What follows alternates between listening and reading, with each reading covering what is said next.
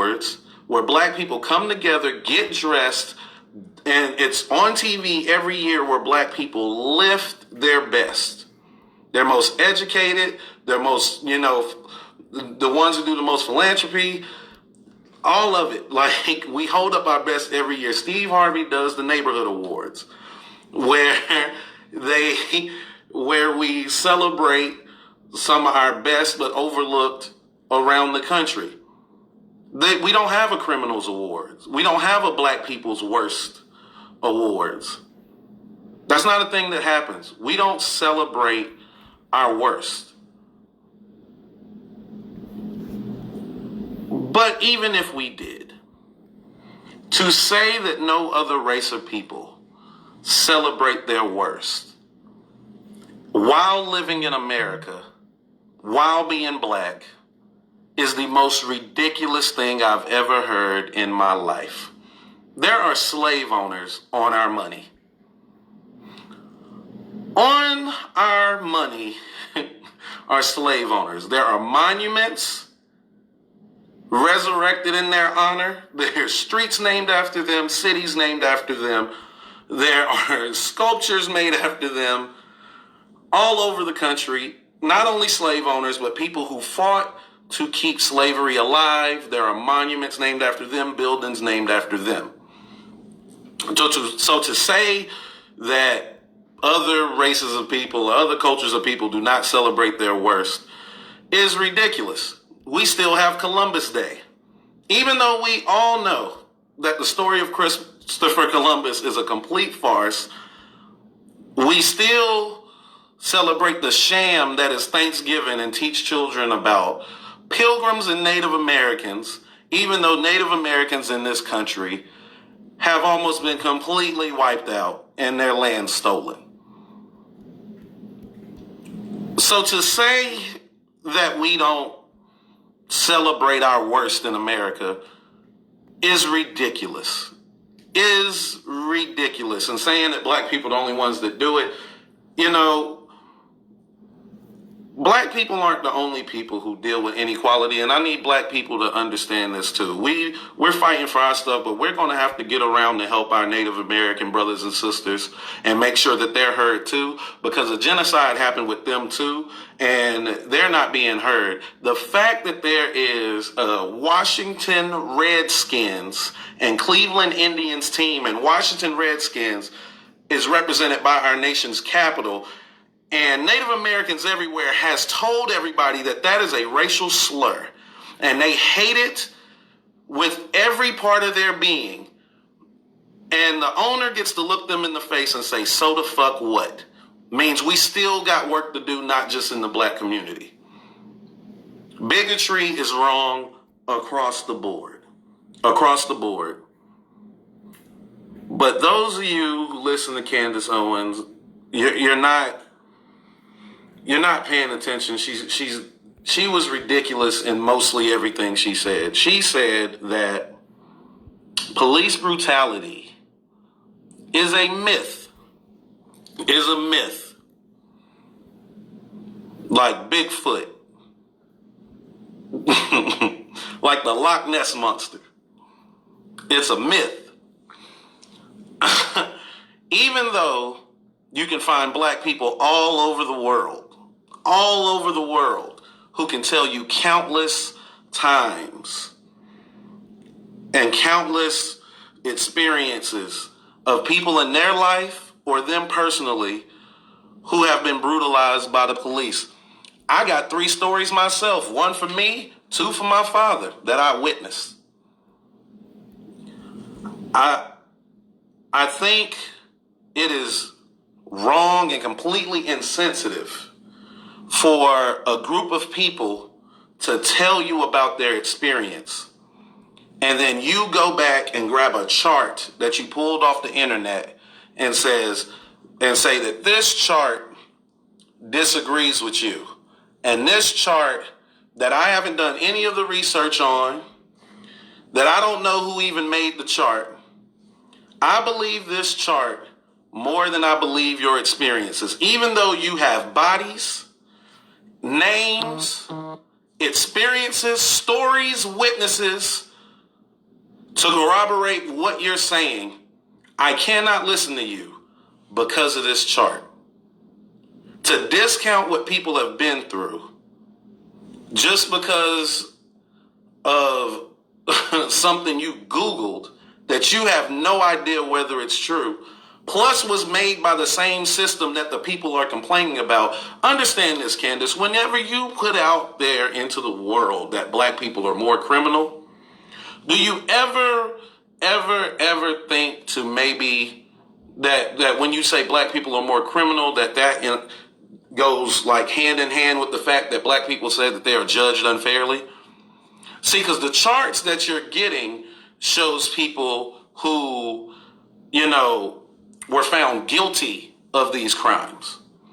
But if you just do the research, that you'll see that black people are more likely to be convicted for a crime than any other people. So they go to jail more than any other people. It doesn't count the times that people were accused and got off, or accused and they had a good lawyer and got off, which is not the case in the black community. Most black people are represented by a public defender.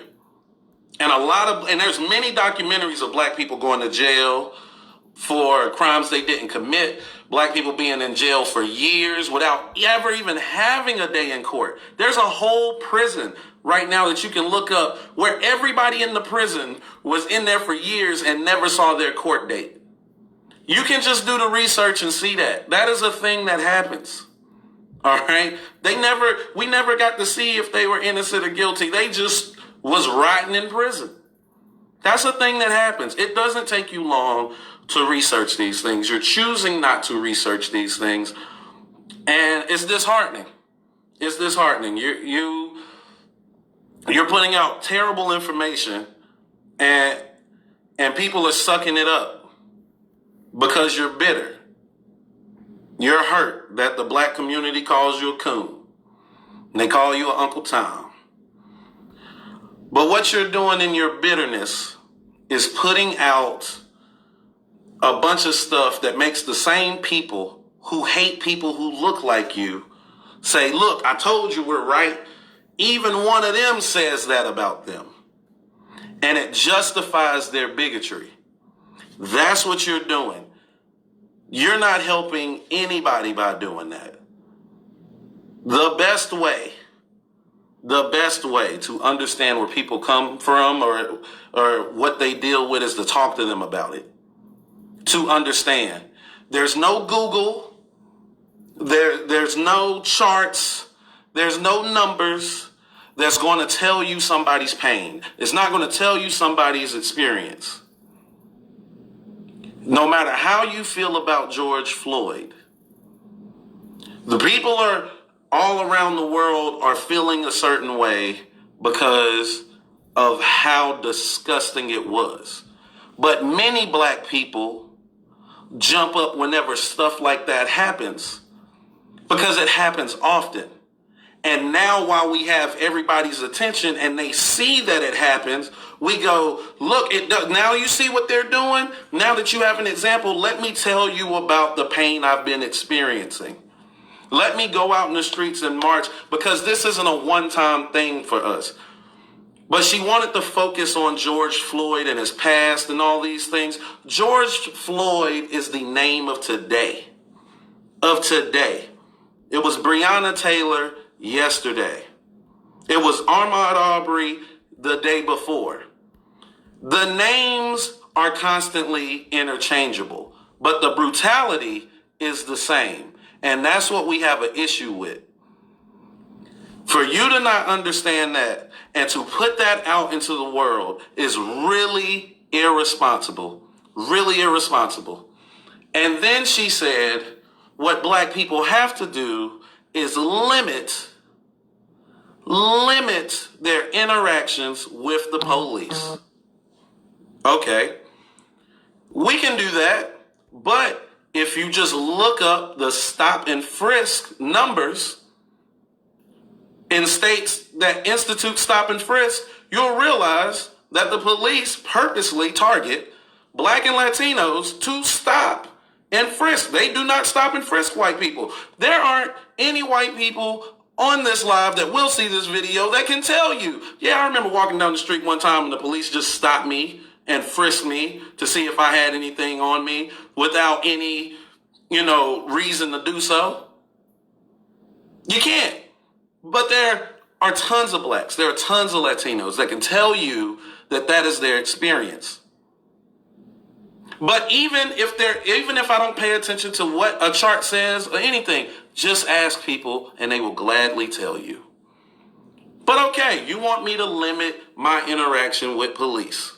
Cool, I can do that. How about I sit on my couch in my apartment eating ice cream and a cop like Amber Geiger comes in to my apartment and shoots me like she did Botham John. Did he not do what was necessary? Did he not do what was necessary to avoid the police? Tamir Rice, kid playing with a toy gun at a park. Cop pulls up, kills him in seconds. 11 years old, I believe. Should he have done a better job of not putting himself in position to run into the police? Because he was playing with something that was sold in stores, that's sold in Walmarts everywhere. What should he have done exactly?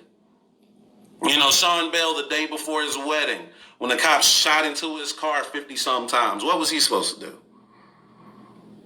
What was he supposed to do to limit his interaction with the police? You see, people who want to find a reason not to believe you and your experiences will find any reason to doubt your experiences. But we as a people entirely have to be better than that. Talk to your brothers and sisters in this country and ask them what they've been through. And if what they go through makes you feel uncomfortable, then stand with them to change that.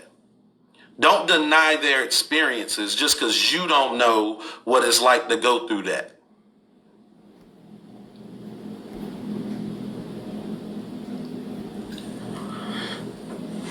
I feel like if you can hear everything that I just said, I've given you examples. I've given you nothing but facts. And you can still look at me and go, he don't know what he's talking about. He's wrong. The problem isn't him. The problem, is him. Whatever you want to do, whatever excuse you want to come up with. Understand that you are definitely part of the problem and need to do some soul searching. And that's okay, but you need to identify that. Because you're not helping anybody by finding every reason not to help people.